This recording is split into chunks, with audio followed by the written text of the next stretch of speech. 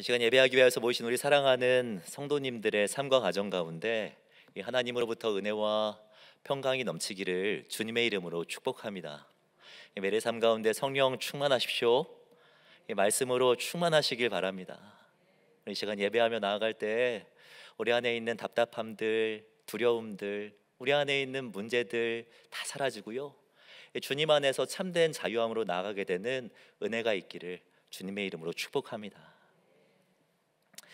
말하는 코끼리 코시기를 아십니까? 이 코시기는 에버랜드에 사는 이 코끼리입니다. 이 코시기는 태어난 후 이 김종갑 사육사가 키웠다고 합니다. 이 사육사가 막 결혼했을 때 이 코시기가 태어났는데요, 이 코끼리는 군집 생활을 하기 때문에 혼자 떼어놓고 키우게 되면 깊은 공포감을 느끼고 우울증을 겪는다고 합니다. 그런데 이 코시기가 사람들 사이에서 성장해야 했기 때문에 이 김종갑 사육사는 자기 아이를 낳는 일까지 미루어 가면서 이 코시기에게 깊은 사랑을 주게 된 것이죠.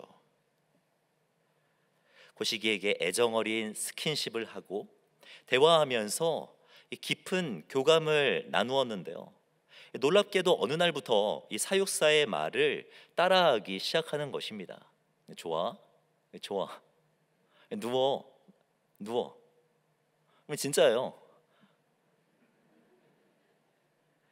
모든 동물들이 그렇겠지만 이 코끼리는 특히 더 인간의 발음을 할 수 없는 구강 구조를 가지고 있습니다. 코끼리의 언어 자체가 20헤르츠, 그러니까 인간의 귀에 들리지 않는 아주 낮은 이 주파수로 소통을 하기 때문에 이 사람의 말을 하는 것은 거의 불가능에 가까운 일이죠. 말하는 코끼리가 있다라는 소식을 듣고 유럽의 언어학자가 한국을 찾았습니다. 그리고 2년 동안 연구를 하고 코시기가 진짜 인간의 말을 한다는 논문을 국제학술지에 실게 되는데요, 코시기가 말을 하게 된 비밀은 무엇인가?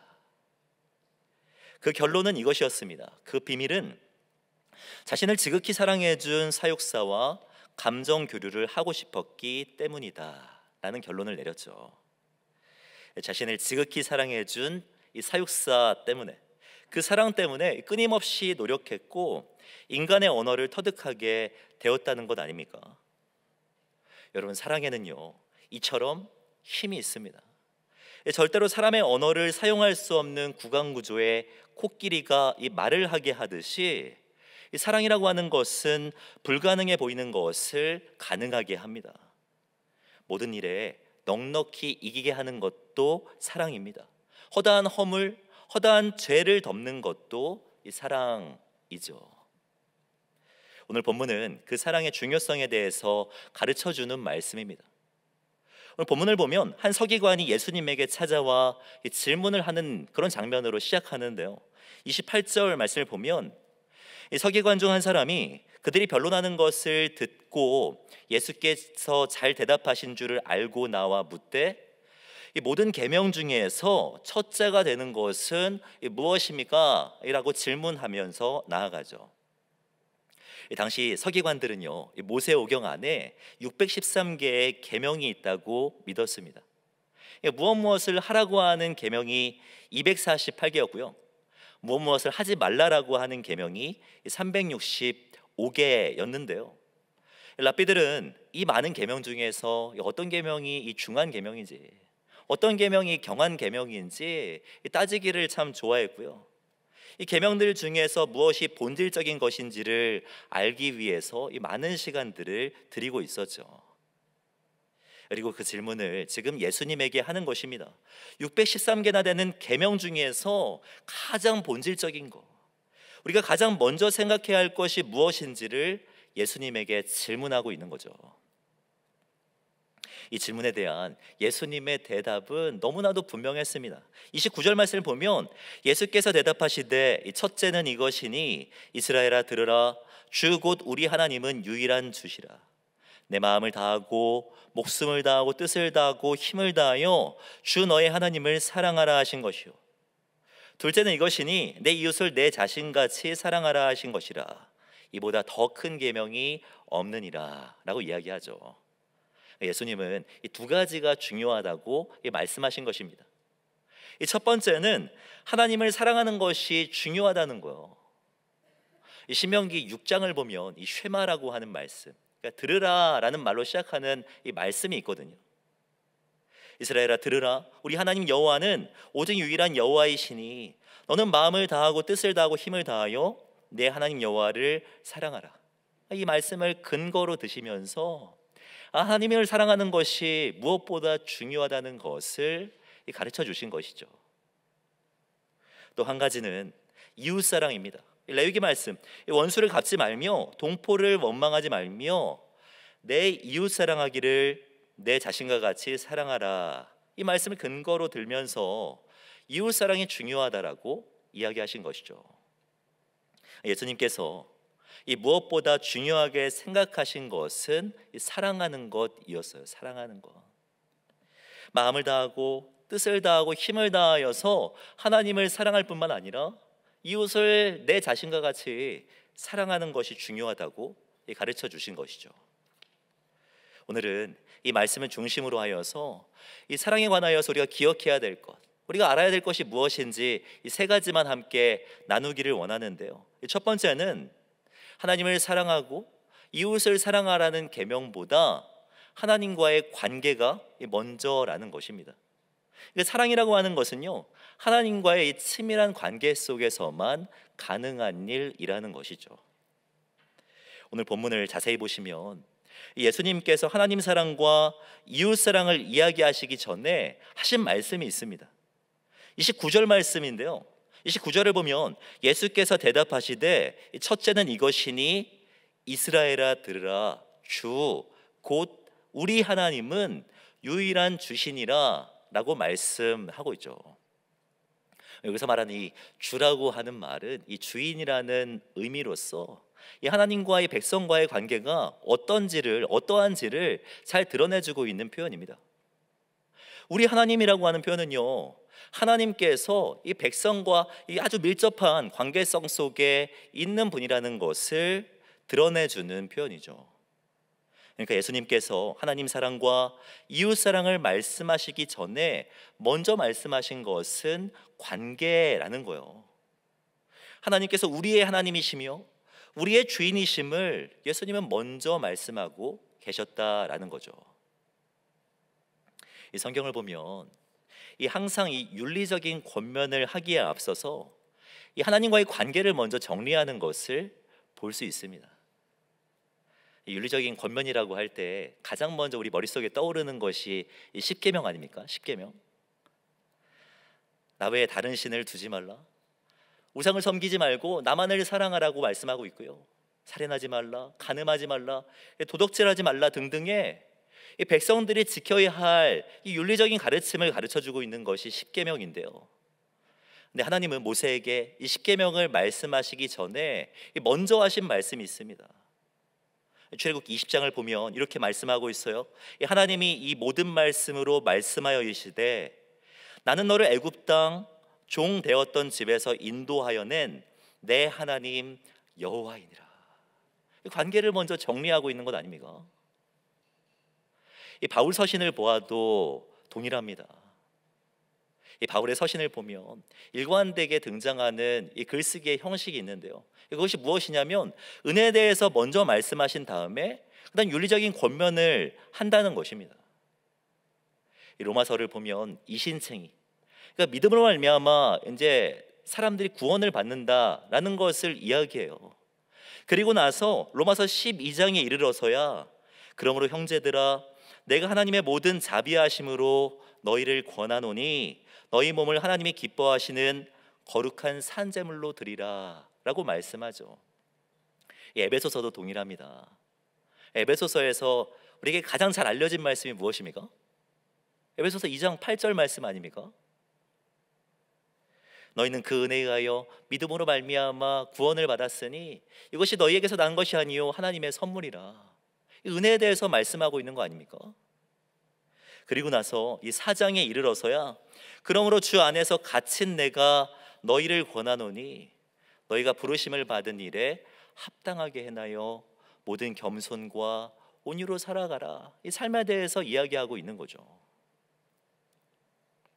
윤리적인 이 권면에 앞서서 이 은혜를 이야기하는 이유는요, 윤리적인 삶이라는 것은 은혜로 충만할 때만 가능한 것이기 때문입니다. 이 율법이란 구원을 이루는 방편도 아니고요, 이 땅에서 기름진 복을 누리기 위한 수단도 아닙니다. 이 율법이란, 윤리적인 삶이란 은혜에 대한 반응으로 충분한 은혜를 누린 성도들에게 아주 자연스럽고도 선명하게 드러나는 것이죠. 저는 사랑도 동일하다고 생각합니다. 생각해 보십시오. 하나님을 사랑한다고, 이웃을 내가 사랑하겠다고 결단한다고 이웃을 사랑하며 살아갈 수가 있습니까? 예수님께서 하나님 사랑, 이웃 사랑을 중요하게 생각했으니까 내가 이제 삶의 자리로 돌아가서 그 원수를 사랑해야지. 우리 삶의 자리마다 있지 않습니까? 그 왼수들, 그 왼수를 내가 사랑해야지 결단한다고 사랑을 실천하며 살아갈 수 있습니까? 저는 그럴 수 없다라고 생각합니다. 우리는 내가 어떤 사랑을 받았는지 먼저 깨달아야지만 누군가를 사랑할 수 있어요. 우리 하나님께서 어떤 분이시고 그분이 나를 위해서 무엇을 하셨는지 보아야 합니다. 느껴야 해요. 매일매일 삶의 자리에서 확인하고 또 확인할 때만 우리는 사랑하며 살아갈 수 있는 것이죠. 아들을 영접하지 않고는요, 예수 그리스도를 통하지 않고는 우리는 하나님을 사랑할 수 없습니다. 그리스도가 발을 씻어주시지 않으면 우리는 다른 사람의 발을 씻어줄 수 없죠. 하나님을 사랑하고 이웃을 사랑하기 위해서는 하나님, 우리 주에 대한 인식이 필요합니다. 우리는 예수님께서 죽으셔야 할 만큼 죄인이었습니다. 아주 악랄한 죄인이었죠. 그러나 또한 우리 예수님께서 죽으실 만큼 우리는 사랑받은 존재가 아닙니까? 예수님께서는 우리를 위하여서 이 땅에 오셨습니다. 그리고 우리를 위하여서 십자가 위에서 자신의 목숨을 내려놓으셨습니다. 부활하신 예수님께서는 지금도 우리를 위하여서 불철주야 기도하고 계신 것이죠. 우리는 그만큼 소중한 존재입니다. 그만큼 보배로운 존재이며 사랑을 받은 존재입니다. 그 사랑을 우리 마음속에 새겼으면 좋겠습니다. 그 사랑을 매일의 삶 속에서 확인하셨으면 좋겠습니다. 그리고 그 사랑으로 하나님을 사랑하고 이웃을 사랑하는 저와 성도님들이 되시기를 주님의 이름으로 축복합니다. 또한 본문을 통해서 얻을 수 있는 두 번째 교훈은요, 하나님 사랑과 이웃 사랑이 나 자신을 사랑하는 것보다 먼저라는 거예요. 하나님을 사랑하고 이웃을 사랑하는 것이 나보다도 먼저죠. 오늘 본문을 보면 이 세 가지 사랑의 대상에 대해서 말씀합니다. 하나님을 사랑하라, 이웃을 사랑하라, 내 자신을 사랑하라 이야기하죠. 이것이 이 신앙생활의 핵심이라고 생각합니다. 하나님을 사랑하고 이웃을 사랑하면서 나 자신을 사랑하는 것이 이 신앙생활의 핵심 아닙니까? 저는 이 교회 교육의 목표도 이와 같다라고 생각해요. 우리 서울홍성교회에 이 교육 목회 철학이 있는데요, 그 첫 단계는 다름 아니라 이 사랑과 관련된 거예요. 하나님을 충분히 사랑하고 그런 충분한 사랑 안에서 이웃을 사랑하면서 나 자신을 사랑할 수 있는 건강한 이 다음 세대로 세워가는 것이 우리 교회 교육의 이 첫 번째 목표인 것이죠. 여기에서 이 한 단계 더 깊이 들어간다면 우리는 순서를 기억해야 돼요. 순서. 하나님 사랑, 이웃 사랑, 이 자기 사랑 중에서 이 첫 번째가 무엇이라고 생각하십니까?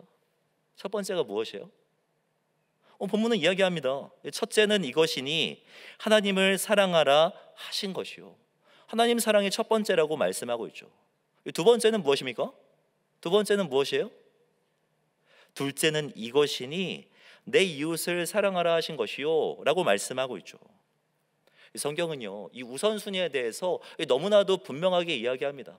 첫째는 하나님을 사랑하는 것이고 둘째는 이웃을 사랑하는 것이라고 이야기하고 있지 않습니까? 많이들 기억하실 텐데요, 이 청년 선교단체 중에 이 조이라고 하는 선교단체가 있습니다. 조이. 뭐 조이라는 그 의미 자체는요, 기쁨, 뭐 즐거움이라는 의미지만 이 선교단체가 조이라는 이름을 지은 이유는 또 다른 이유가 있어요. 이 조이란 Jesus first, others second, you third. 그 예수 그리스도가 첫 번째고요, 다른 사람들이 두 번째고 당신, 너 자신은 세 번째다라는 이 순서입니다. 하나님 사랑하는 것이 첫 번째고 이웃 사랑하는 것이 두 번째라는 것을 이 조이라는 이름 안에 잘 담아낸 것 아닙니까? 저는 예수 믿는 성도들 또한 이 조이라는 이 삶의 방식을요, 이 삶의 방향성으로 삼아야 된다라고 생각합니다. 예수님께서 이 하나님 사랑과 이웃 사랑을 말씀하시면서 수식하신 표현이 있는데요, 이 하나님을 사랑할 때는요, 마음을 다하고 목숨을 다하고 뜻을 다하고 힘을 다하여서 사랑해야 한다라고 말씀하셨어요. 이웃을 사랑할 때는 너 자신을 사랑하듯이 너 자신과 같이 사랑하라고 말씀하셨죠. 예수님은 하나님 사랑, 뭐 이웃 사랑, 그러니까 이 사랑을요, 어떠한 단번의 이벤트로 보지 않으셨습니다. 하나님 사랑을 위하여서 힘을 바치고 목숨을 바쳐야 하며 이웃 사랑을 위해 나 자신을 헌신해야 한다라고 가르쳐주고 계신 것이죠. 우리는 사랑이라고 할 때 어떤 단번의 봉사나 섬김 같은 걸 생각하는 경향이 있습니다. 여름이 다가오니 이제 또 봉사해야지. 여름 수련회 성경학교 기간이니까 또 헌신해야지. 이번에 상여금이 나왔으니까 기부 한번 해봐야지. 너무나 잘하시는 거죠. 본받을 만한 행동입니다. 맞습니다. 그러나 예수님께서 우리에게 기대하시는 것은요, 그것보다 한 단계 더 나아가는 것이라는 거예요. 우리의 삶의 방향성을 바꾸는 거. 하나님 사랑, 이웃 사랑을 나의 삶의 방향성으로 여기고 살아가는 것을 예수님께서는 기대하시는 것이죠. 이번 여름을 앞두고 우리에게 필요한 것이 있다면 이 다이어트 하는 것이라고 생각해요. 다이어트 하는 것. 무슨 살도 안 쪘는데, 물론 좀 찌긴 쪘지만요.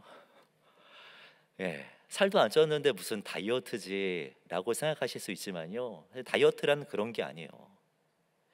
다이어트의 어원이 되는 것은 이 디아티아라고 하는 그리스 말인데요, 이 말은요, 어떤 목적을 이루기 위해서 삶을 특정한 방식으로 바꾸어 사는 것을 말해요. 그러니까 어떠한 목적을 위해서 다른 삶을 살아가는 것이 이 다이어트라는 거죠. 살을 빼기 위해서 식습관을 다르게 하는 것이 다이어트입니다. 건강을 지키기 위해서 운동을 생활하는 것이 이제 다이어트인 거죠. 우리에게는 이 다이어트가 필요해요. 다이어트. 하나님의 영광을 위하여서 나 자신을 예배하는 삶을 내려놓고 이 하나님을 예배하는 삶으로의 전환이 필요합니다.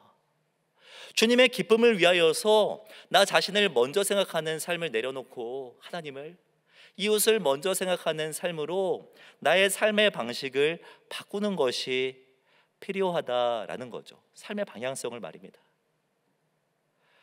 우리 주변을 둘러보면 이런 다이어트에 성공한 사람들 아주 어렵지 않게 찾아볼 수 있습니다. 부자라고 해도 3대를 못 넘긴다라는 말이 있는데요, 17세기부터 20세기까지 11대를 이어온 가문이 있습니다. 경주의 채씨댁인데요, 그들에게는 6가지 가훈이 있다는 것 잘 아실 것입니다. 과거 시험을 보되 진사 이상 벼슬을 하지 말라. 재물은 만석 이상의 재산은 모으지 말라. 과객을 후하게 대접하라. 흉년에는 남의 논밭을 매입하지 말라. 최씨 가문 며느리들은 시집 온 후 3년 동안 무명옷을 입어라. 그 다음 뭐예요? 그 다음 뭡니까? 사방 백리 안에 굶어 죽은 사람이 없게 하라. 기록에 따르면 최씨 내에서는요, 매일 이 쌀 뒤주 있지 않습니까? 여기다가 이 고식들을 충분히 넣어놓고 언제나 누구나 와서 자유롭게 쌀 한 주먹씩을 가져갈 수 있도록 했다라고 해요. 나 자신을 위한 삶이 아니라 이웃을 향한 삶으로 전환한 거 아닙니까? 삶의 방향성을 가지고 있는 거 아니에요. 한동대의 고 김영길 총장도 그랬습니다. 학교를 세우면서 슬로건으로 내세운 게 무엇입니까? 공부해서 누굴 주자? 남 주자. 배워서 누굴 주자? 남 주자. 삶의 방향성이 완전히 전환된 것 아닙니까? 우리의 삶을 돌아볼 필요가 있습니다. 우리는 누구를 향하여서 살아가고 있습니까? 우리의 방향성은 어디예요? 우리는 누구를 위해서 살고 있는지 돌아보셔야 합니다. 매일매일 땀을 흘리는 것은 누구를 위한 것인지 돌아보셔야 해요. 자녀를 교육하면서, 자녀를 가르치면서 너는 누구를 위해서 살아가라고 가르치고 있는지 돌아보셔야 한다는 거죠.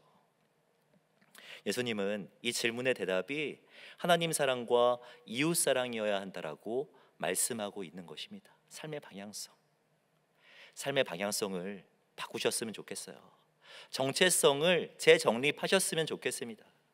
하나님의 영광을 위하여서, 이웃 사랑을 위하여서 헌신하셔서 주님의 기쁨이 되시는 저와 성도님들이 되시기를 주님의 이름으로 축복합니다.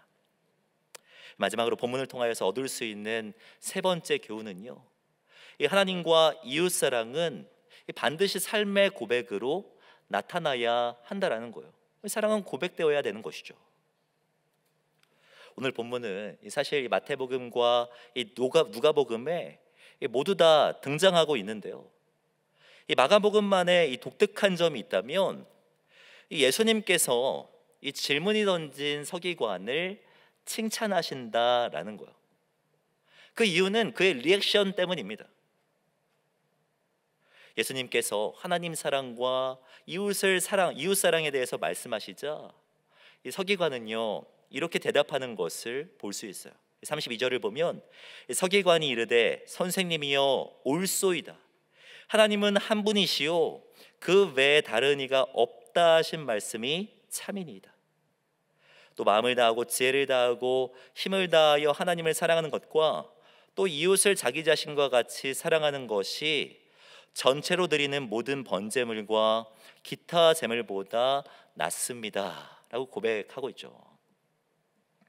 반복되는 표현이 있다면 이 동의한다는 표현이에요. 동의한다는 표현. 32절을 보면 선생님이여 옳습니다 라고 이야기하고 있고요, 32절 뒷부분을 보면 주님께서 하신 말씀이 참입니다, 아멘입니다 라고 동의하면서 반응하고 있죠. 33절을 보아도 모든 번제물과 기타 제물보다 하나님을 사랑하고 이웃을 사랑하는 것이 더 낫다는 것을 저는 동의합니다 고백하고 있지 않습니까? 아주 적극적으로 동의하고 있는 것이죠. 서기관이 칭찬받은 이유는요, 예수님의 말씀에 동의했기 때문이에요.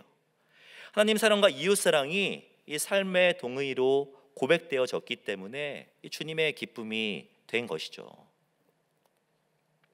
우리는 예수님께 아주 특별한 말씀을 원하지만 예수님은 우리에게 아주 평범한 순종을 원하십니다.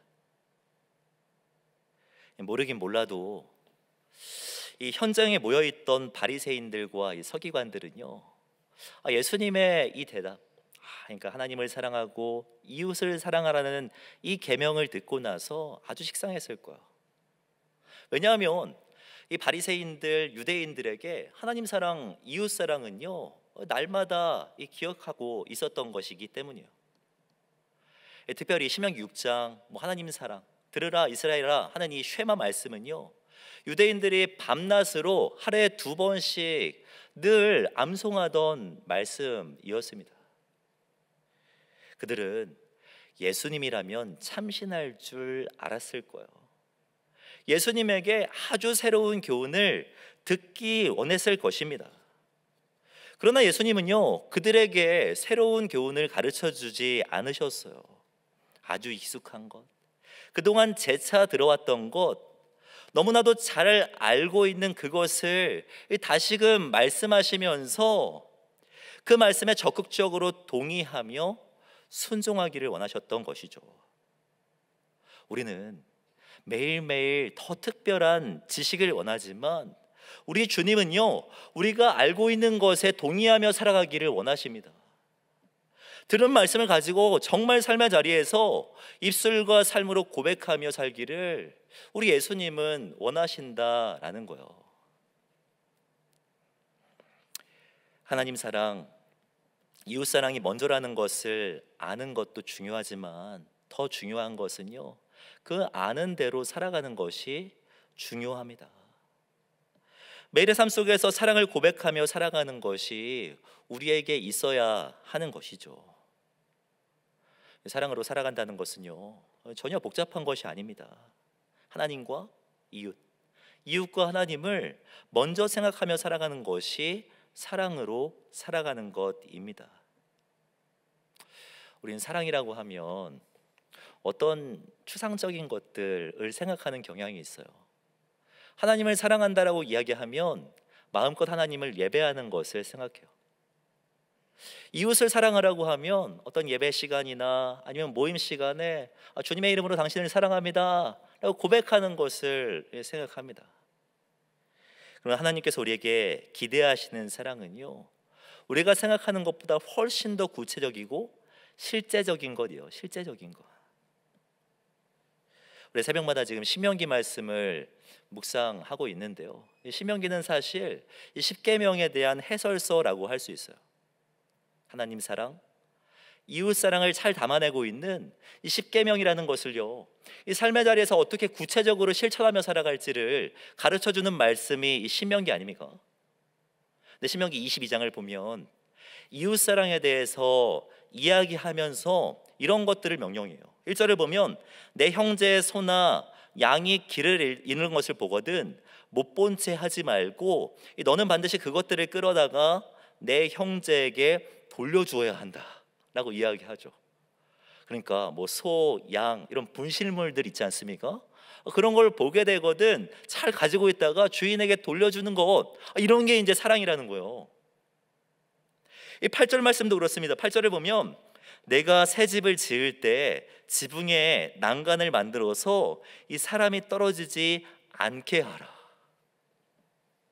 다른 사람들을 생각해서, 다른 사람들을 배려해서 이 새 집을 잘 짓는 것이 이 사랑이라는 것이죠. 사랑이란 이와 같이 실제적이고 아주 구체적인 것입니다. 물건을 잃어버리면 얼마나 마음이 아파요. 그런 사람의 마음을 공감하면서 분실물을 찾아주는 것, 잃어버린 물건을 찾아주는 일에 적극적으로 동참하는 것이 사랑이라는 거예요. 집을 지을 때, 나에게 주어진 과업들을 감당할 때, 내가 일터에서 나에게 주어진 일들을 감당할 때 다른 사람들을 먼저 배려하고 생각하는 것, 이것이 사랑이라고 이야기하고 있는 것 아닙니까? 사랑이란 절대로 추상적인 것이 아닙니다.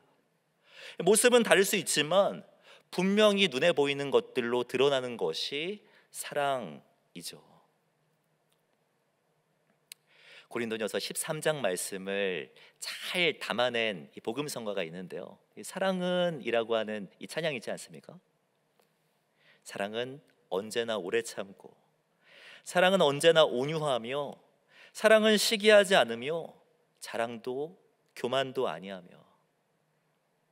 사랑은 모든 것 감싸주고 바라고 믿고 참아내며, 사랑은 영원토록 변함이 없는 것입니다.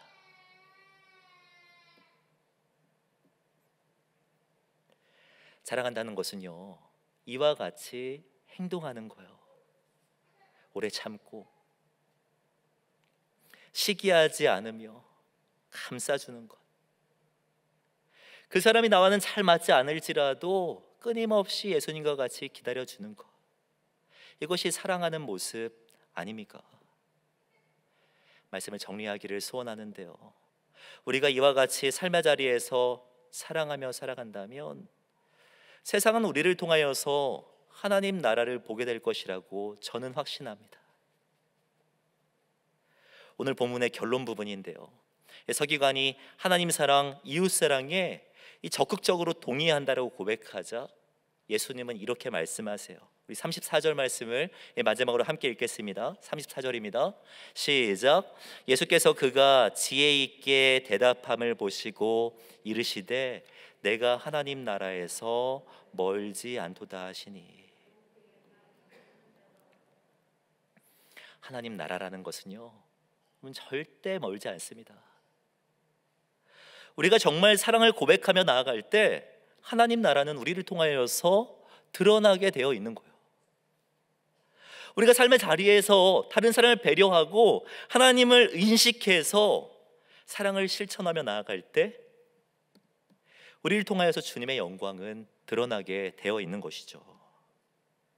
사랑하는 성도 여러분, 가정이 정말 천국과 같이 되기를 원하십니까? 그렇다면 우리가 먼저 해야 될 것은요, 나 자신보다 하나님을, 가정을 더 많이 사랑하는 것입니다. 교회가 하나님 나라와 가깝기 원한다면 우리가 하나님을 전심으로 사랑하는 것이 필요합니다. 세상 속에 하나님 나라를 선명하게 드러내기 위해서는요, 이웃을 내 몸과 같이 사랑하는 것이 우선적으로 있어야 하는 것이죠. 예수님께서 요한복음에서 분명하게 말씀하셨습니다. 너희가 서로 사랑하면, 너희가 이웃을 진심으로 사랑하면 이로써 모든 사람들이 너희가 내 제자인 줄 알리라. 우리 안에 있는 사랑을 늘 확인하셨으면 좋겠습니다. 크고 풍성한 그 사랑을 날마다 기억하셨으면 좋겠습니다. 그리고 그 사랑에 사로잡혀 하나님을 사랑하고 이웃을 진심으로 사랑함으로 말미암아 이 삶의 자리에서 하나님 나라를 마음껏 드러내시는 저와 성도님들이 되시기를 주님의 이름으로 축복합니다. 기도하겠습니다. 사랑과 내가 충만하신 하나님, 감사합니다. 이 시간 말씀을 통하여서 우리 안에 있는 사랑이 무엇인지 확인하게 하시고 또 그 사랑을 전하기 위한 삶을 결단하게 하여 주신 것 참으로 감사를 드립니다. 주님께서 우리를 사랑하셨듯 하나님을 사랑하고 이웃을 사랑하는 우리들이 되게 하여 주시옵소서. 삶의 자리에서 마음껏 사랑하며 주님 나라를 선명하게 드러내는 우리들이 되게 하여 주시옵소서. 그렇게 인도하실 주님을 기대하오며 주 예수 그리스도의 이름으로 기도드립니다. 아멘.